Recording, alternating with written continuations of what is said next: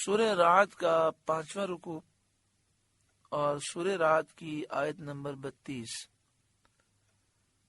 13ویں پارے کا 11واں رکوع۔ اللہ رب العالمین نے ارشاد فرمایا وَلَقَدِ اسْتُهْزِئَ بِرُسُلٍ مِّن قَبْلِكَ، اور بے شک آپ سے پہلے رسولوں پر بھی ہنسی کی گئی۔ فَأَمْلَيْتُ لِلَّذِينَ كَفَرُوا، تو میں نے کافروں کو کچھ دنوں ڈھیل دی۔ ثُمَّ أَخَذْتُهُمْ، پھر انہیں پکڑا۔ فَكَيْفَ كَانَ عِقَابِ، تو میرا عذاب کیسا تھا۔ اس آیت کریمہ میں اللہ تعالیٰ نے اپنے نبی کریم صلی اللہ علیہ وآلہ وسلم کی تسکین خاطر فرمائی ہے کہ اے محبوب، اس قسم کی بیہودہ سوالات اور ایسے تمسخر اور استہزاء سے آپ رنجیدہ نہ ہوں، کیونکہ جو ہدایت دینے والے ہوتے ہیں، جو نبی ہیں، جو نبی گزرے ہیں، انہیں ایسے واقعات پیش آتے ہی رہتے ہیں۔ پھر جن کافروں نے نبیوں کا انکار کیا، دنیا میں انہیں قحط، قتل اور قید میں اللہ نے مبتلا کیا، اور آخرت میں ان کافروں کے لیے جہنم کا عذاب ہے۔ ثم اخذتهم سے یہ مراد ہے، پھر میں نے انہیں پکڑا۔ دنیا میں پریشانیاں، مصیبتیں، آفتیں بلائیں، اور آخرت میں جہنم کا عذاب ہے۔ افمن هو قائم على كل نفس بما كسبت، تو کیا وہ جو ہر جان پر اس کے اعمال کی نگہداشت رکھتا ہے، نیک کی بھی اور بد کی بھی، یعنی اللہ تعالی جو ہر ایک کے اعمال کو دیکھتا ہے، جانتا ہے، کیا وہ ان بتوں کے مثل ہو سکتا ہے جو ایسے نہیں؟ نہ ان بتوں کو علم ہے، نہ قدرت ہے، وہ عاجز ہیں، بے شعور ہیں۔ وَجَعَلُوا لِلَّهِ شُرَكَاءَ، اور وہ اللہ کے شریک ٹھہراتے ہیں۔ قل، اے محبوب آپ فرمائیے، سموہم، ان کا نام تو لو، وہ ہیں کون کہ جو اللہ کے برابر ہیں؟ ام تنبئونہ بما لا يعلم فی الارض، یا اللہ کو وہ بتاتے ہو جو اس کے علم میں ساری زمین میں نہیں؟ اور جو چیز اللہ کے علم میں نہ ہو وہ باطل محض ہے، ہو ہی نہیں سکتا، کیونکہ اس کا علم ہر چیز کو گھیرنے والا ہے، لہذا اس کے لیے شریک ہونا باطل اور غلط ہے۔ یعنی اللہ تعالی کے برابر کوئی ہے ہی نہیں، لہذا تمہارا دعویٰ بالکل جھوٹا ہے۔ ام بظاہر من القول، یا یوں ہی اوپری بات، یعنی یوں ہی ظاہری بات کے در پہ ہوتے ہو جس کی کچھ اصل نہیں، کچھ حقیقت نہیں۔ بل زین للذین کفروا مکرہم، بلکہ کافروں کی نگاہ میں ان کا فریب اچھا ٹھہرا ہے، یہ اس مکر و فریب کو اچھا سمجھتے ہیں۔ وَصُدُّوا عَنِ السَّبِيلِ، اور راہ سے روکے گئے، یعنی رشد و ہدایت سے اور دین کی راہ سے یہ روک دیے گئے ہیں۔ برائیاں انہیں اچھائیاں نظر آتی ہیں اور اچھائیوں کو یہ برا سمجھتے ہیں۔ وَمَن يُضْلِلِ اللَّهُ فَمَا لَهُ مِنْ هَادٍ، اور جسے اللہ گمراہ کرے اسے کوئی ہدایت کرنے والا نہیں۔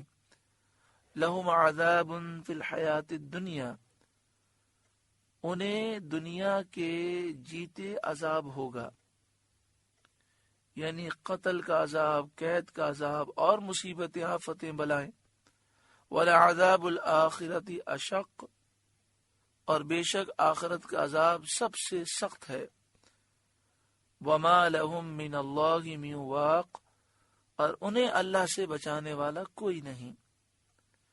مَثَلُ الْجَنَّةِ الَّتِي وُعِدَ الْمُتَّقُونَ،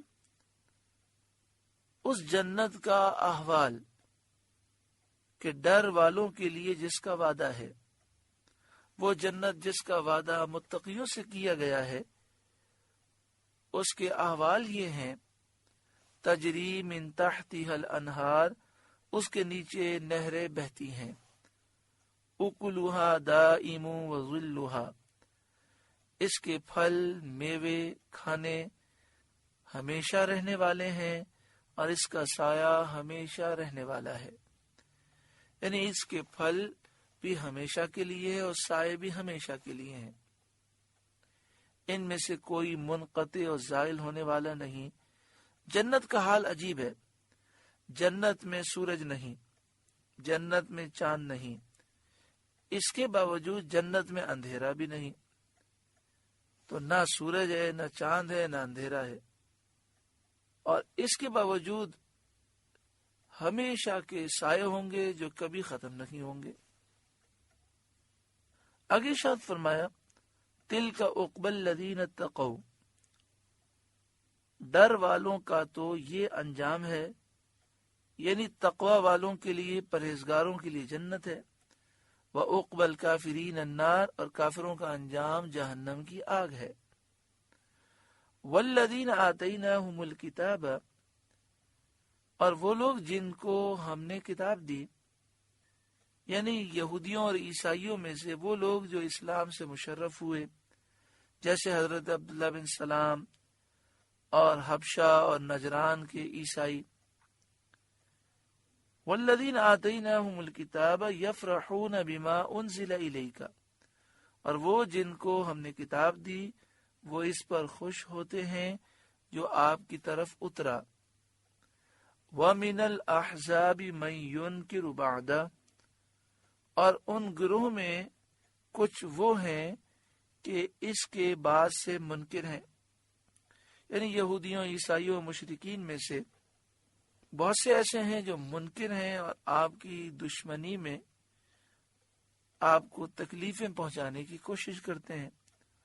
قل، اے محبوب آپ فرمائیے، انما امرت ان اعبد اللہ، مجھے تو یہی حکم ہے کہ اللہ کی عبادت کروں، ولا اشرک بہ، اور اس کا شریک نہ ٹھہراؤں، الیہ ادعو، میں اللہ ہی کی طرف بلاتا ہوں، وَإِلَيْهِ مَآبَ، اور اسی کی طرف مجھے پھرنا ہے۔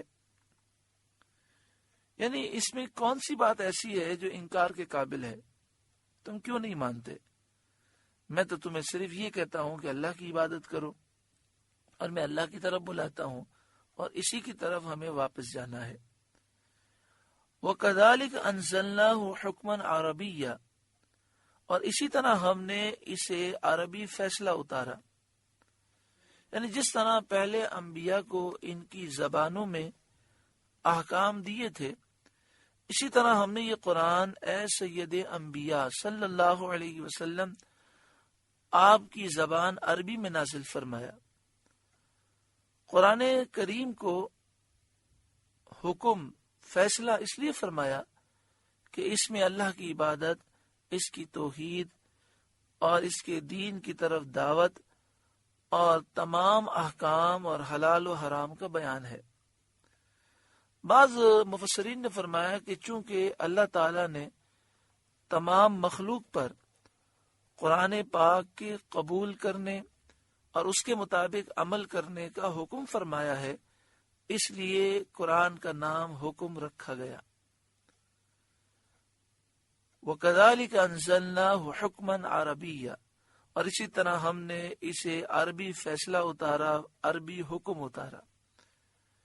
وَلَئِنِ اتَّبَعْتَ أَهْوَاءَهُمْ بَعْدَ مَا جَاءَكَ مِنَ الْعِلْمِ، اور اے سننے والے اگر تو ان کی خواہشوں پر چلے گا بعد اس کے کہ تجھے علم آ چکا، مَا لَكَ مِنَ اللَّهِ مِن وَلِيٍّ وَلَا وَاقٍ، تو اللہ کے آگے نہ تیرا کوئی دوست ہوگا نہ کوئی بچانے والا۔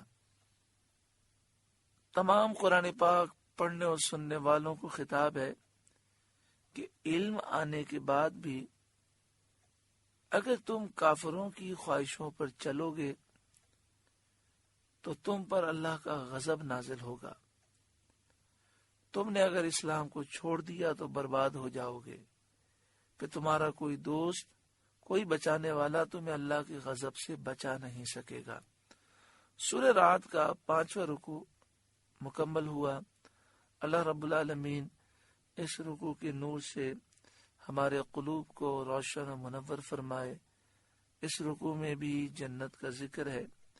اللہ تعالی ہمیں جنتی اعمال اختیار کرنے کی توفیق عطا فرمائے اور جہنمی اعمال سے، ایسے اعمال جو جہنم میں لے جانے والے ہیں، ان سے محفوظ فرمائے۔